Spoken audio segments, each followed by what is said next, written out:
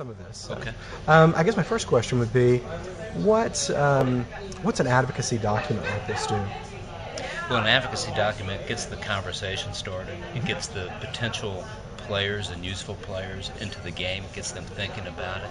Now we have all the city commissioners throughout Northwest Arkansas thinking about it. We have the business community thinking about it.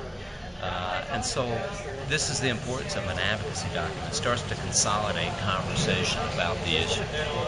And by presenting this advocacy document, does that mean that you yourself, your participation in this whole conversation is, let's get it done?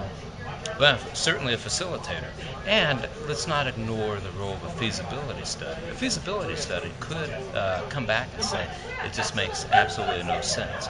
But we're pushing the conversation to get to that level of support to do a feasibility study.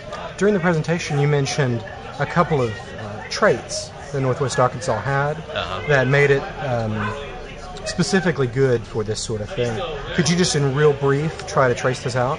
Sure, yeah. The form of the region is a linear form or linear morphology. That's perfect for a peak demand transit system like rail.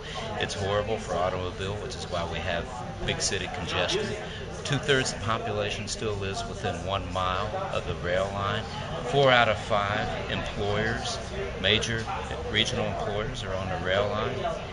And there's an existing rail right-of-way that passed through all of our downtowns.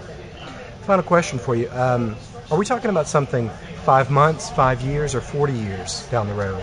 Well, it depends upon Northwest Arkansas. It depends upon the culture and the politics of the place. It could be as little as 5 years if they operated with dispatch.